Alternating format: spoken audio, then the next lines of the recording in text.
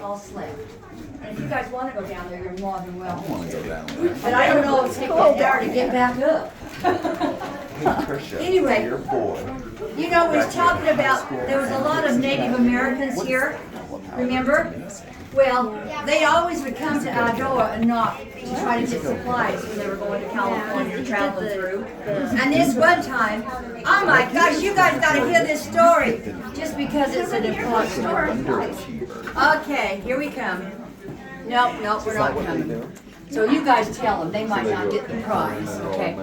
Anyway, we opened the door, there was a band of Indians, and there was a little 3-year-old Paiute girl with him. And I looked at John, my husband, Robert, and I said, what do you think they're going to do with that little girl? He said, I don't know. He says, so he asked him, he says, what are you going to do with that little Paiute Indian girl? And he says, we're taking her to California to sell her as a slave. Well, Mr. Covington says, we're not going to let that happen. He went and got his very favorite horse and traded to the Native Americans and took in this little girl. And they named this little girl Alice. They adopted her. They put her in a number 2 tub. Do you know what a number 2 tub is? Who knows what a number 2 tub is? Number 2 tub. No, it's a slum drawer. It's a round tin tub that they used to water the horses in, but they used to bathe in too. Anyway, she was so dirty and she screamed and she hollered because she didn't want to have that bath. But when they got through with her, there was this beautiful little Paiute Indian girl, and they named her Alice, and they did adopt her.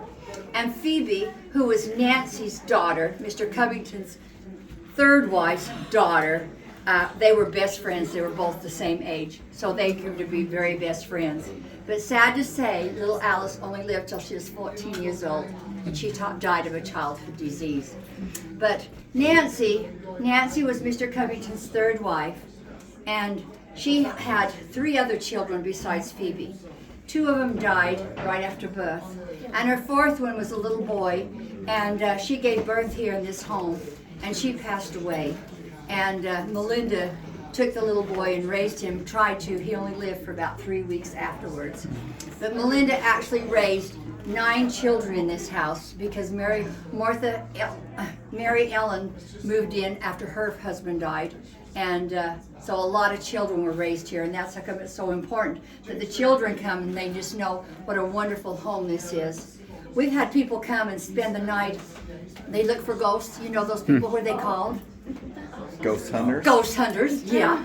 Well, there were voices, but they left. They says, there's the best feeling in this house. This house does have some spirits in it, but they're good spirits. And I attest to that. I'm here alone a lot, and I never have any fear at all. But as I was telling you, the women did. They sacrificed. They had to have strength, but they had to have faith. But not only the women, but everybody else that came down here and settled the Covington mission because it was so hard. So all I can say is thank you that they stayed, and thank you for coming, and thank you for being related to the Covington family because they were what made this happen. I had some people come in the music. Thank you. You're so cute, Miles. They had some people come in. I'm going to give you a honeysucker for that little hand clap. They came in from South Carolina, and I says, well, I don't need to explain to you what my A's and my O's mean because if you're actually born and raised here in Washington, you are a Southern person. And like myself, my A's are O's and my O's are A's. He understood everything I said, and it was so fun. He called me a Southern peach after he left. But, okay, question. How old, raise your hand if you know the answer. Okay, how old was Nancy when Mr. Covington married her? Who raised their hand? 26. Who? You were the first, Steve. I know. You were? 16? Well, guess what? You get to make a little cotton doll. They kind of look like this, but in a smaller thing. So kind of look at this and see how it's made. Everything you need is in that package. And it's going to be dog. I promise you. You'll love it. You'll love it. Okay. What was it that Mr. Covington and your great-great-grandfather and Melinda had in common? Raise a hand. Had in common. Same birthday. Yeah. Same birthday. This is the most wonderful book. Have you got this book? It's called The Red Hills of November. I've heard about it. It's one of the best Southern books here. if you want to know the history of southern Utah. Here you go. We also sell them at the museum. And all the funds go back. Where's the guy without the head?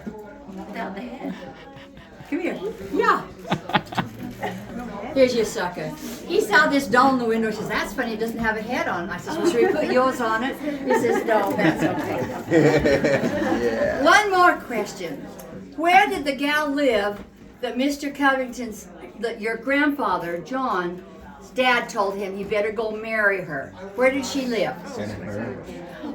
You got you a boy doll to make. You're so lucky. I don't have a copy of the boy doll. It's just that it doesn't have a scud. It's got legs instead. Pay attention. So, those of you, I don't know if I've got enough. Susan, I'll give these to you.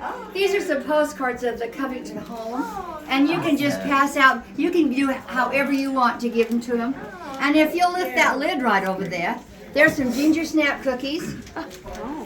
And some apple rings, dried apple rings. Lift it up and everybody take one.